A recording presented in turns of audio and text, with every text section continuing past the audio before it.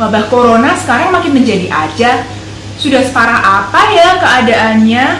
Hai, kembali bersama dengan Dr. Jessica. Welcome back to my channel. COVID-19, singkatan dari Coronavirus Disease, semakin merambah ke ujung dunia dan ditakuti semua orang.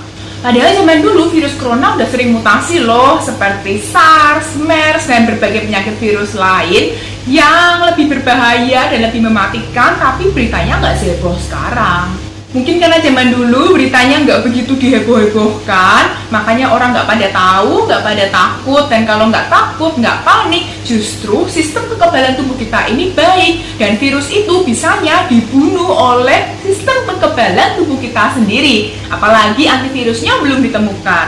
Tapi karena sekarang beritanya heboh sekali, semua orang pada panik itu justru menurunkan sistem imun mereka, dan mereka lebih rentan untuk diserang oleh virus. Padahal ya belum tentu semua batuk pilek sesek itu akibat dari COVID-19. Bisa aja cuma flu biasa, tapi mereka sudah mikirnya ke arah COVID-19 terus. Benarkah COVID-19 ini seberbahaya dan seheboh yang diberitakan? Sampai tanggal 13 Maret 2020 kemarin sudah tercatat ada 128.000 orang yang positif corona yang tersebar di 114 negara termasuk Indonesia.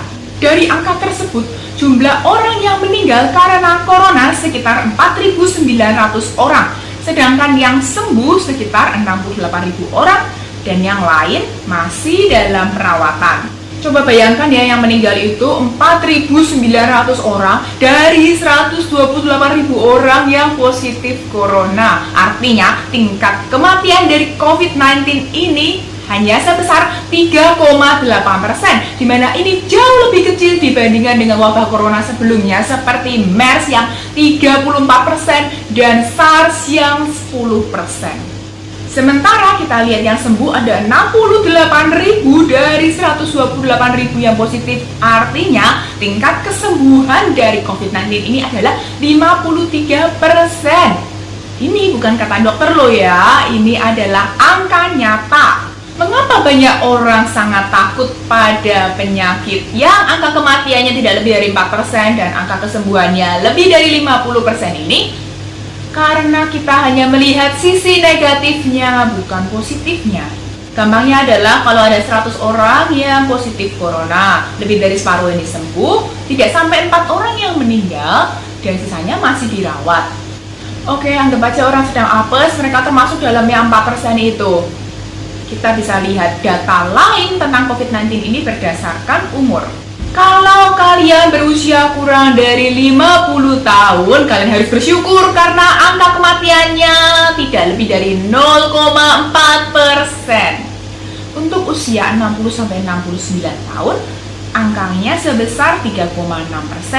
70-79 tahun sekitar 8%, dan usia 80 tahun sekitar 14,8%. Kalau untuk anak-anak sendiri sejauh ini sih belum ada laporan anak-anak meninggal karena COVID-19 ini, walaupun mereka positif.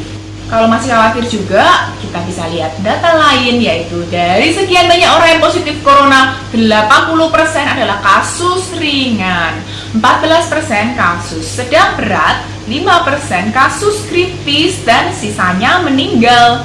Jadi perlukah kita khawatir sampai sebegitunya, sampai saling bermusuhan dan saling rebutan?